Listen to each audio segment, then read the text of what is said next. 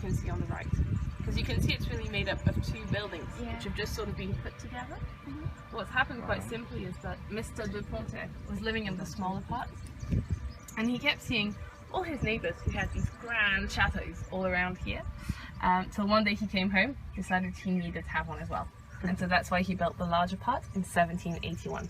1781? Yeah. Hi. Building in 1781? Yeah. Oh, pretty so old. beautiful.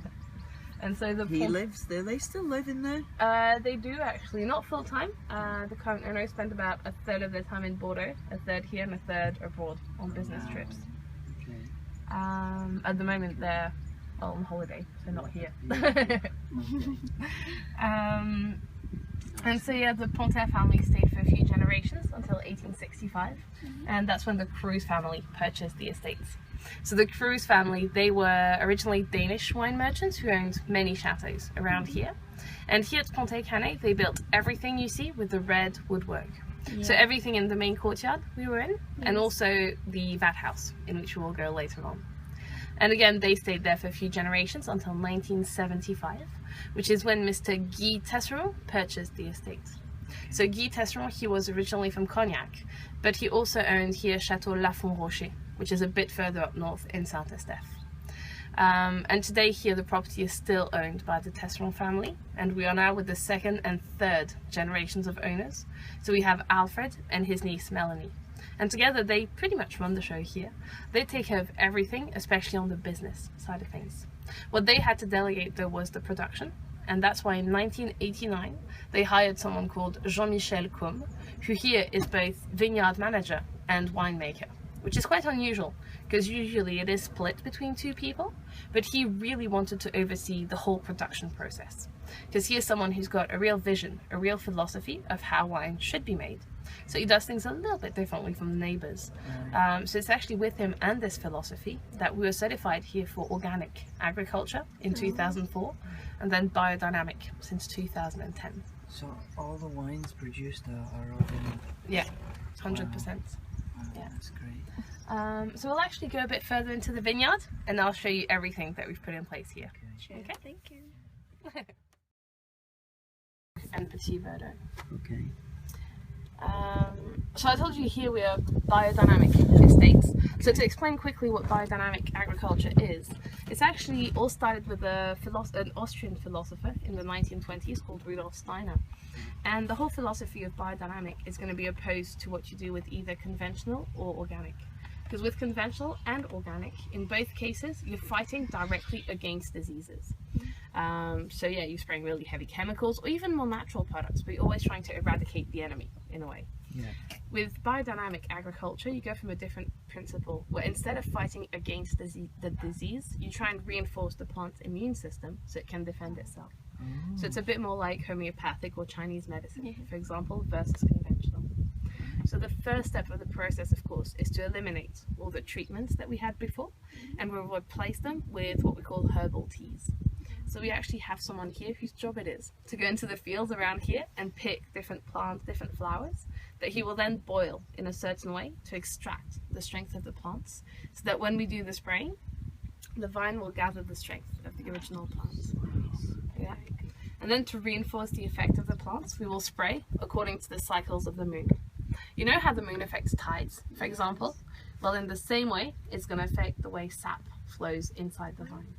So it creates for us what we call leaf days, flower days, fruit days, and root days. So depending on the part of the plant that you want to reinforce, you'll spray on the day when it's most receptive. Amazing. Interesting. It's a completely different take on things. It's very good though. It's the right way. It's definitely the I right definitely way. believe so now. And well, there's another thing we do a bit differently. If you just look at the vineyard and at the vines that are right next to us, they look a bit more messy than what you've seen until now. Because all the others will trim the vine, they'll cut off the top, cut the sides, etc. Here we stop doing that completely. Instead, we do what we call bridges. You can see them in here. It forms like circles in the vines. You have a pretty good one down there in the back as well. So we've literally just bent the branches over one another to create this sort of bridge-like shape. So the reason we do that is we believe that the vine, like any living being, undergoes a whole cycle from birth to death. except instead of doing it in a lifetime, it will do it every year, from the first bud until the last leaf has fallen down. And just like us, it goes through different phases throughout this cycle. So it goes through childhood, teenage years, and then into adulthood. And just like us, when we're children or even teenagers, we're producing flesh, we're growing, but our personality isn't formed.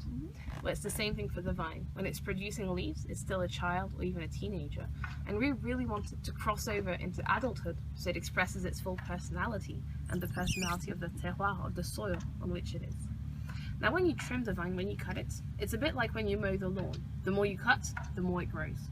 So by trimming, you're maintaining the vine artificially in a stage of permanent childhood or youthfulness. Definitely doesn't work. By bridging the branches, by bending them like we've done, the branch is facing towards the soil. It can't get any closer to the sun, so it will naturally stop growing, cross over into adulthood, and start revealing its full personality.